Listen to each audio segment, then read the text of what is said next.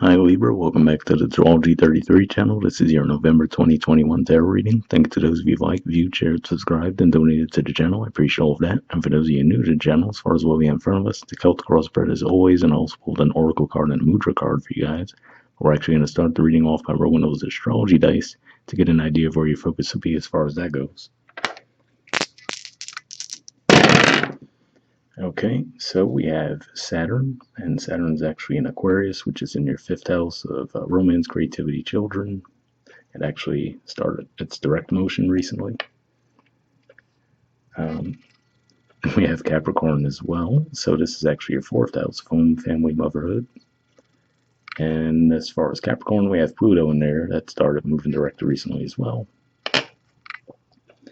And we have 11, so that's the 11th house of friendships, groups, hopes and wishes, and for you guys that is Leo energy. Alright, so we'll keep that in mind as we go through the main spread. In the main situation position, we have the 10 of Swords, so this is Gemini energy here, and for you guys that's your 9th house. So for some of you might have been really digging deep when it comes to philosophy, higher learning, foreign affairs, and trying to figure out what works for you, what doesn't, right? So there could have been a bit of a shift there. So that could have caused an ending in that regard, meaning that you have your mind made up around, okay, this is the direction I want to go. These are the beliefs that suit me at this time. But for others of you, could have just been a more practical ending around some kind of friendship or relationship, right? At the time of recording this, we're pretty much right under the energy of that Aries full moon, which is near opposite time. So could be pointing to that as well. Of course, you guys had the retrograde energy as well in your sign. So definitely could have brought some endings about with those energies. All right, in the challenger obstacle position, we have the Fool. So ending and a new beginning, right? But this is coming up in the challenge position. So I can see this coming across a couple different ways. On the one hand, it could just be saying that there might be something that's actually long gone past its expiration date, but for whatever reason you are hesitating to actually start something new out of that. And for others of you, could just be saying, you have to be honest to yourself on this one, if you guys may have been behaving recklessly lately in some kind of way that may have caused this ending. So obviously that'll fit differently depending on your situation, but that's what I'm seeing with that. All right, in the foundation position, we have the 2 of Swords. So this is Libra energy here too. And for me, this is saying primarily, most likely, this could just be pointing to the retrograde, right? You guys might have been doing a lot of reflective thinking at the time, maybe a bit more introverted than you normally would have been around your birthday season. But yeah, this looks, again, like a bit of a hesitation to make a decision, right? And I always point out that we see 2 symbols of emotion with the water and the moon, with her back turned to them, and also her arms crossing her heart. So it could just be saying that you're not really trying to let emotion come into your decision making. You're trying to make it strictly off of logic. But it does look like you have the 2 different pathways there. All right, in the past position, we have the King of Wands. So this is Leo energy. So for you guys, that is your 11th house, and that's what we spoke about there too with your dice.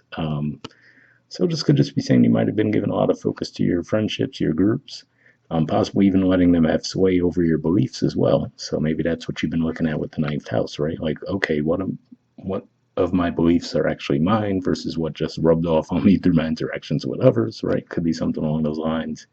This could also be something that you may have been dealing with back in the Leo season that's now coming back up for review. And like I said, there's been a shift with the energy in your 5th house. We talked about Saturn, Jupiter's also there too, so could have just had a lot of focus on 5th house activities in the past. All right, in the present, we have the King of Pentacles, so this is Taurus energy here. Now, on the one hand, this could just be pointing to the shift from the King of Wands to the King of Pentacles energy. Could just be saying in the past you've been very action-oriented, right? Having a goal in mind and working toward it. And now with the King of Pentacles, it could just be saying that you're seeing more tangible evidence of that in your outer reality now. So could be pointing to that. Of course, Taurus energy is going to be activated this month too, because when we have the new moon in Scorpio, it's actually going to be opposite Uranus in the sign of Taurus, And then there's also going to be a full moon in Taurus. So there's going to be a lot of activity going on there. And for you guys, that is your eighth house of death, rebirth, intimacy, taxes, investments. So that could be where your focus is shifting to. You just could have a lot of thoughts on your mind as far as investments of some kind, but that's what I'm seeing there.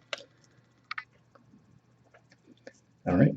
In the near future position, we have the Seven of Pentacles, more Taurus energy there, and the Eight of Pentacles, Virgo energy. So on the one hand, we obviously see some progress and momentum, right? In the Seven of Pentacles, if we look at his facial expression, he doesn't necessarily look all that happy. And sometimes this could point to an energy of comparison, right? Maybe looking at what others have versus what you have. Also just thinking about all the work it took you to get to this point and asking yourself if it's worthwhile to continue to work to rebuild, So we have 6 there. Okay, how long would it take me to get another 6, right? Something along those lines. I'm just wondering if it's a good fit for you still, but with the Eight of Pentacles, it could just be saying on the one hand, you might continue, you might be reinvigorated to take action toward this course. For others, you could be pointing more to more of a solo journey too. So that's another thing I'm picking up on here too, especially when we see that shift from the 11th house to the 8th house energy. It could just be saying that maybe where you were more reliant on groups in the past, you might be going a bit more solo lately. And let's see what else. And yeah, it could just be as simple as if maybe you've just been in a thoughtful phase, now you're actually moving toward more of an action-oriented phase, and then that could just be because you guys have, especially given that we see the pentacles here, you guys are going to have so much energy in your second house of finances and possessions. In the month of November, you're going to have the sun in there for the first few weeks, the new moon in there, Mercury's going to be there most of the month, and Mars will be there the entire month too. So would make sense if you have a lot of focus around your finances this month, just based off of that. All right, in the position of your influence in the situation, we have the Hierophant. So this is Taurus energy again here. And the imagery that I'm getting with this is like a bit of an ego death, because again, like I said, for you guys, Taurus energy is your 8th house. And we see the King of Wands, which sometimes in the more negative manifestation can point to some ego. And then we see that shift to the King of Pentacles, that 8th house energy, right? Which, you would look at the King of Pentacles energy and might still feel that energy from them too. But seeing the Hierophant, right, which is very much more of a spiritual type of energy, could just be saying that this is a growth cycle that you guys have been going through. And possibly even through that, just having faith that the earthly tangible things will take care of themselves as long as you're aligned in the right way. And of course, like I mentioned too, keep in mind Taurus energy is going to be activated quite a bit this month, so you guys just might be feeling the effect of that. Taurus is the other sign along with you guys that are ruled by Venus, so you could be feeling the impact of that too. All right, in the environment position, we have the Nine of Pentacles. So again, we do see more growth, right? Like we were just talking about, we saw the Seven of Pentacles, the Eight of Pentacles, and now we have the Nine of Pentacles. So for some of you, this could be a faith-based thing too, because with the King of Pentacles in the present, it could just be saying that you may not be there yet, but this could be a shift in your thought process and having more faith that it will come, right? So especially given that this is 8th house, right? Maybe you've made more investments recently, so where you're more passive income, so you're not constantly working toward it, but you have faith that, okay, I'm going to invest in this whatever thing you chose to invest in, and just having the faith that it will grow over time. And if that's the case, it looks like you will be seeing some evidence of that in your outer world this month. So even if you're not feeling like the King of Pentacles, you should see some steady growth as well. All right, in the hopes or fears position, we have the Four of Swords. So this is Libra energy here. And for some of you, this could just be what you're hoping for, right? To have a little bit more rest. So again, like we were saying, with the Taurus energy can be very receptive too. So there's that. So it could just be saying that you might have been very action-oriented for quite some time, and now you're just hoping to shift gears and let more things come your way. Which, totally makes sense, especially, like I said, you guys are ruled by Libra as well, so that tends to be a very receptive energy. And for some of you, you could have just been going through some heavy energy with, like I said, you had the retrograde in your sign. At the time of recording this, we're just under that influence of the Aries full moon in your opposite sign, which is going to be a little intense too, because it's going to be square Pluto in your fourth house. So that could definitely bring some things up from the past too. So wouldn't surprise me if you're just trying to take a little bit of time out this month. All right, and in the outcome position, we have the Five of Wands. So this is Leo energy again here. And maybe for some of you, this is why you have been isolating yourselves from groups a little bit more, because you might find that their beliefs or maybe just the beliefs in general in the group don't seem to mesh with each other anymore, right? So it could just be one of those things. And that could even be what that Ten of Swords was about too, right? If there's a group or a community that you've been dealing with and you just feel like, okay, it doesn't seem like we have the same vision anymore, right? We're not really connecting, we're not really growing. That could be pointing to that Fool energy, where it could just be saying, well, if that's truly what you're feeling, maybe this group just doesn't suit you anymore and you should look elsewhere. And like I said, for a lot of you, it looks like you even might be on a bit more of a solo journey this month more than anything. But, this is a fairly minor energy either way. It is usually fairly avoidable too. But yeah, it looks like there might just be a little bit of ego conflict this month if you get involved in that when dealing with groups where everyone has their own perspective and no one really wants to hear the other's perspective, and then it just leads to a little bit of chaos. And obviously, it's not very exciting energy for most people anyway to be involved in, so I doubt you'd want to involve yourself in that either. Bottom of the deck, we have the Four of Pentacles. So this is Capricorn energy here, which you guys is your fourth house. So yeah, again, I'm feeling a bit of a withdrawn energy, right? Just keeping yourselves a little bit. And again, I feel like you're really thinking about where, how, when to invest, right? So yes, that could be finances for sure, given all of the pentacle energy we see all over the spread.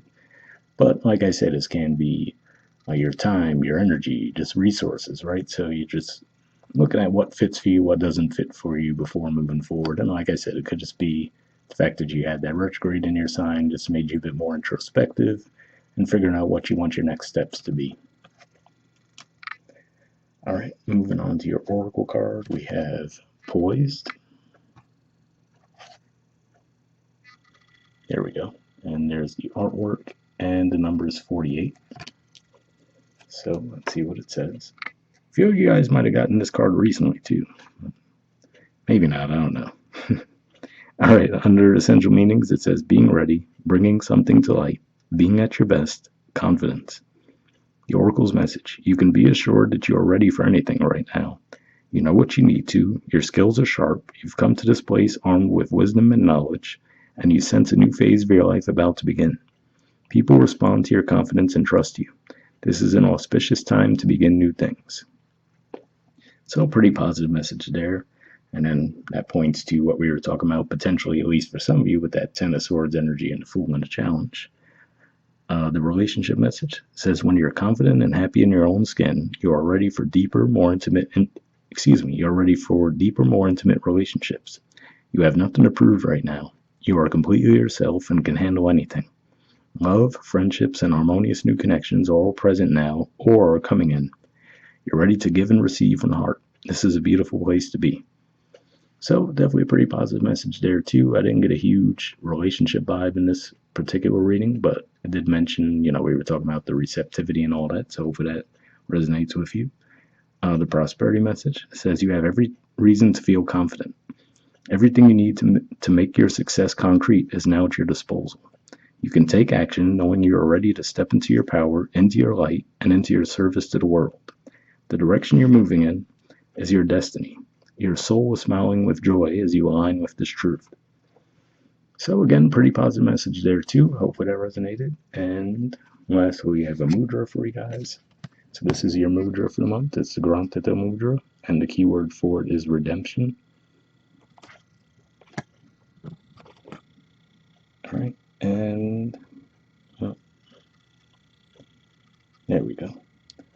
So if you want to pause it or take a screenshot to read what it has to say, you can. But under benefits, it says prepares the mind for meditation, opens Vishuddha chakra, which is the throat center, benefits the voice, improves thyroid function, increases the body's self-healing capacity, especially in cases of cancer.